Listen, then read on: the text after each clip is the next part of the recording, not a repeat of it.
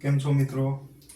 હવે આપણે આગળ વિડિયો નંબર 5 ની અંદર sec square theta minus tan square થીટાની આપણે સોલ્યુશન મેળવ્યું, બરોબર છે, પ્રૂવ ધેટ કર્યું.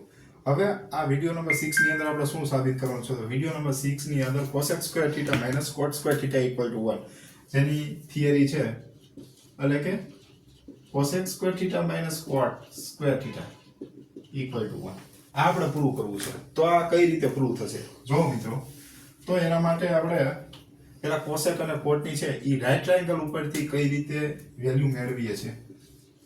આ રાઈટ ટ્રાયેંગલ છે, આ હાઇપોટેન્યુસ છે, આ ઓપોઝિટ સાઈડ છે, આ એક્સેસેન્ટ એટલે કે પાસેની બાજુ છે. ABC ની અંદર B છે એ રાઈટ એંગલ છે. ઓકે, હવે આની ઉપરથી કોસેક થીટા, તો કોસેક થીટા નો મતલબ શું થાય? હાઇપોટેન્યુસ બાય ઓપોઝિટ.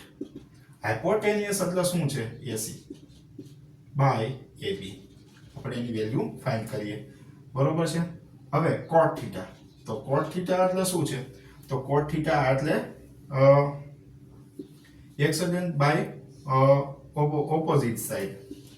તો કે એક્સેસેન્ટ સાઈડ એટલે શું છે? તો BC બાય AB.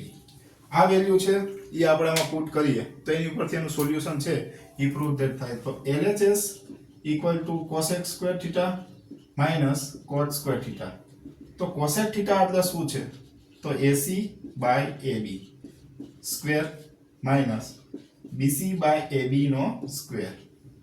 હવે જો આ શું થશે? તો કે AB સ્ક્વેર, આ થશે AC square minus BC square. હવે જો મિત્રો, આ રાઈટ ટ્રાયેંગલમાં રાઈટ ટ્રાયેંગલનો રૂલ શું છે? કાટખૂણો બનાવતી બે બાજુ વર્ગનું addition equal to AC square, એટલે કે AB square plus BC square equal to AC square. આપણે શું જોઈએ? AC square minus BC square. તો AB સ્ક્વેર એમનું રાખું છું, AC square minus BC square. આ વેલ્યુ આપણે આમાં પુટ કરીએ પ્લસ શું થશે? AB square by AB square. AB square cut થઈ ગયા, 1 ઇક્વલ ટુ RHS. તો થેન્ક યુ મિત્રો. તો જો આ રીતે આનું સોલ્યુશન છે પ્રૂવ ધેટ થાય છે. ઓકે.